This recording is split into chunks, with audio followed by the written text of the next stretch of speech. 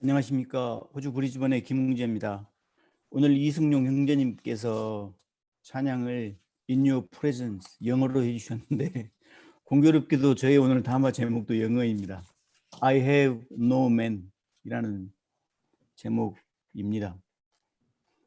오늘 우리가 읽은 요한복음 5장에 나오는 이 한 연못에서 벌어지는 이 사건, 솔직히 저는 성서를 읽을 때 제가 몹시 불편해하는 장면 중에 하나입니다.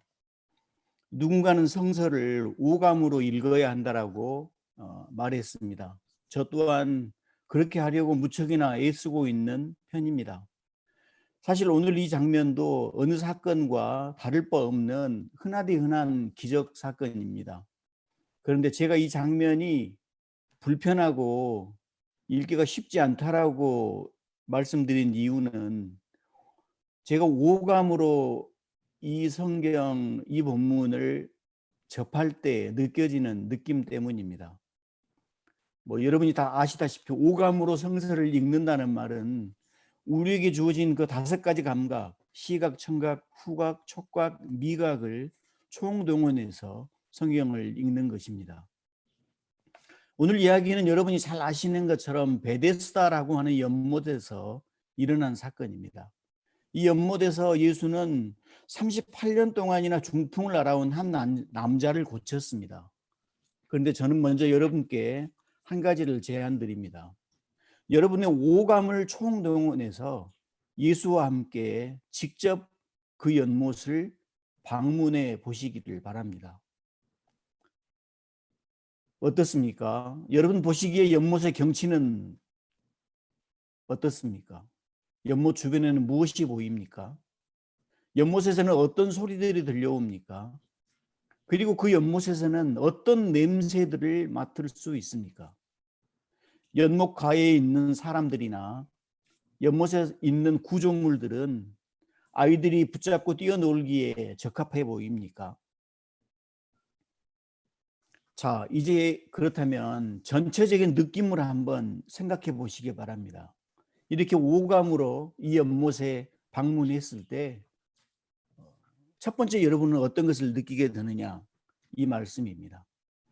항상 기억하셔야 할 것은 이 연못의 이름이 베데스다라는 것입니다. 은혜의 집이라는 뜻입니다. 은혜의 집. 말만 들어도 마음이 편안해지고 뭔가 거기에 가면 좋은 일이 생길 것만 같은 기대가 느껴지기도 합니다. 연못 주위에는 아름다운 꽃들이 만발해 있고요. 가족 단위 혹은 연인들이 함께 피크닉을 즐기고 있습니다. 여기저기서 행복한 웃음소리들이 새소리와 함께 어우러져서 들려오고 바람을 타고 슬금슬금 꽃향기들이 코끝을 간지럽히고 있습니다. 자, 여러분이 만약 이런 연못을 상상하셨다면 여러분은 틀림없이 성서를 다시 읽으셔야 합니다. 여러분은 헛다리를 짚었기 때문입니다. 저는 이 연못을 상상할 때마다 저 오감으로 이 본문을 대했을 때 저의 느낌은 구역질이 날 것 같은 그런 불편함을 느낍니다. 여기에는 각종 불치병 환자들이 모여 있습니다. 그 연못에서는 어떤 병이라도 나을 수 있는 기적이 가끔 일어나기 때문입니다. 여러분, 그렇다면 거기에 모인 그 환자들은 어떤 눈빛을 하고 지금 그곳에 있을까요? 곧 나을 수 있다는 희망, 내가 바로 그 기적의 주인공이 될 수 있다는 희망과 기대감에 가득 찬 행복한 표정일까요? 천만의 말씀입니다. 그들의 표정은 살벌하기 그지없습니다. 바로 옆에 같은 처지에 있는 이웃에 대한 배려라고는 눈꼽만큼도 찾아볼 수 없습니다. 왜냐하면 그들은 모두 막다른 골목에 몰린 막다른 인생들이기 때문입니다. 약으로 치료될 수 있는 병이라면, 아니 그들에게 돈이 있다면 의사를 찾아가지 왜 여기까지 나왔겠습니까? 그렇다면 모두가 다 같이 불쌍한 처지의 사람들이 모여 있는데 왜 서로를 위로하고 격려하고 배려하지 않고 이 은혜의 집에서 살벌한 표정들을 하고 있다는 말입니까? 이 모두가 하나님이 가끔 가다 보낸다는, 어쩌다 한 번씩 내려온다는 이 그놈의 천사 때문입니다. 어쩌다가 한 번씩 하늘에서 내려와서 연못 물을 휘젓고 가는데 바로 그 순간 물에 가장 먼저 들어가는 사람, 오직 한 사람만 병이 낫기 때문입니다. 결정적인 것은 그 천사가 언제 올지 아무도 모릅니다. 밤에 올지 낮에 올지. 절망 끝에 몰린 사람들에게 여러분, 그 순간 양보나 배려, 사랑, 이런 용어들은 정말 아무짝에도 쓸모없는 공허한 말장난일 뿐입니다. 이들에게 남은 거라곤 오직 살아야 한다는 악밖에 없습니다. 거기서 가오를 잡았다가는 정말 살인나기 십상일 겁니다. 어쩌면 그 연못에서는 그래서 하루 종일 싸우는 소리만 들려왔을 것입니다. 조금이라도 물과 가까운 자리를 차지해야 하기 때문이지요. 그들이 나누는 말 한마디 한마디는, 혹시 여러분 옛날에 영화 황산벌을 보셨을지 모르는데 거기에 보면 보성벌교 출신 백제병사들의 그 무지막지한 욕설이 등장하지요.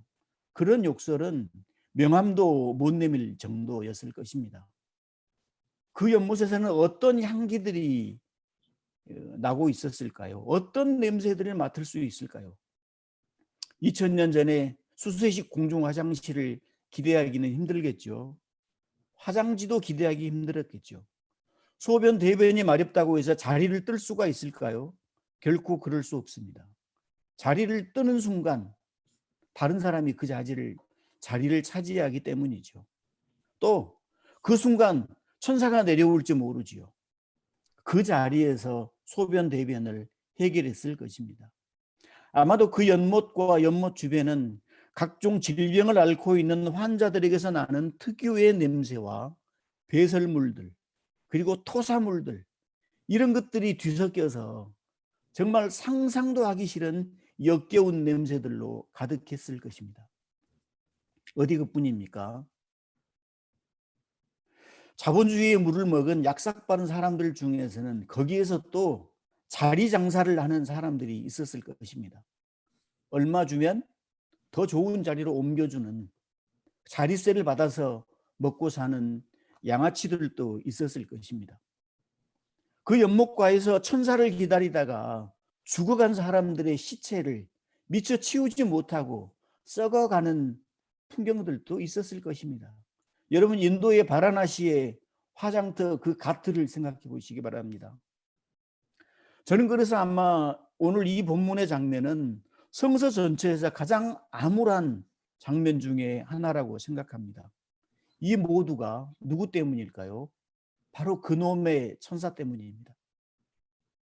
혹시라도 여러분 중에 그 천사를 만나거든 꼭 이렇게 알려주시기 바랍니다. 김웅재에게 걸리지 않은 것을 천만다행으로 알아라, 이렇게 말입니다. 저한테 걸렸다면 제가 정말 반틈 죽여놓고 싶습니다. 제가 이렇게까지 불편해하는 이유는 그 연못의 이름과 연관이 있습니다. 그 망할 놈의 연못 이름이 은혜의 집, 자비의 집이란 말이죠. 이제 화 그만 내고 마음을 가다듬고 이성적으로 좀 생각해 보겠습니다. 저는 이 요한복음 5장에서 일어난 사건이 실제로 일어났다고는 생각하지 않습니다. 하나의 내러티브, 설화라고 생각합니다. 그 결정적인 이유는 또 그놈의 천사 때문이죠.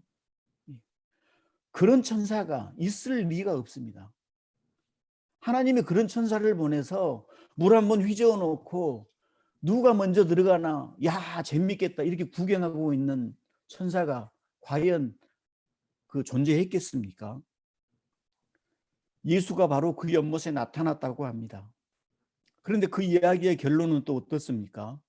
그 많은 환자 중에 오직 한 사람만 치료받았다고 합니다. 그러면 그 나쁜 놈의 천사나 무슨 차이가 있습니까? 또 한 가지 특이한 점이 있지요. 다른 여타의 복음서들에 나타난 예수의 기적 사건들을 보면 누군가를 치료할 경우에 하나의 조건이 등장하죠. 바로 믿음이었습니다. 거기에는 대부분 이런 말이 첨가되죠. 예수께서 그의 믿음을 보시고 그를 고쳐주었거나, 아니면 그 사람이 병이 낫자마자 예수가 이런 말을 하죠. 네 믿음이 너를 구원했다. 그런데 오늘 이 장면에서는 그런 종교적인 대화 내용은 찾아볼 수가 없습니다. 또 우리의 기대대로라면 예수는 그 연못에 도착해서 그 불쌍한 환자들 모두를 치료해 주었어야만 합니다. 그리고 이렇게 말했어야죠. 얘들아, 여러분 반말하면 안 되겠죠. 천사 내려오지 않습니다. 그 근거 없는 전설입니다. 종교 마피아들이 만들어낸 근거 없는 전설이니까 이제 그런 것 따위 의지하지 말고 내 복음에 의지해서 살아가십시오 하면서 그 환자 모두를 고쳐주었어야만 합니다. 그런데 그런 일은 일어나지 않았습니다. 예수도 역시 어쩌다 걸린 딱 한 사람만 치료해 주었습니다. 이 사건이 역사적인 실제 사건이냐 아니냐를 논의한다는 것은 아무런 의미가 없습니다. 그렇다면 우리는 이 이야기 속에서 어떤 의미를 찾을 수 있을까요? 예수는 그 수많은 환자들 중에 오직 한 사람을 지목하고 그에게 다가갔다고 합니다. 저자 요한은 예수가 이미 그 사람이 중풍에 걸린 지 38년이나 되었다는 걸 알았다고 이야기합니다. 그런데 그 남자에게 건넨 예수의 질문과 그 남자의 대화 또한 영 납득하기가 어렵습니다. 낫고 싶으냐? 예수가 이렇게 물었다고 하죠. 여러분 같으면 이 질문에 뭐라고 답변하시겠습니까? 여러분이 38년 동안이나 절망 가운데 빠져 있는 그 연못과의 중풍병자라면 말입니다. 저 같으면 바로 이렇게 받아쳤을 것입니다. 지금 장난하나? 이렇게 말이죠. 그걸 말이라고 묻는 겁니까? 그런데 이 환자의 대답은 백날 내려오면 천사? 백날 내려오면 뭐합니까?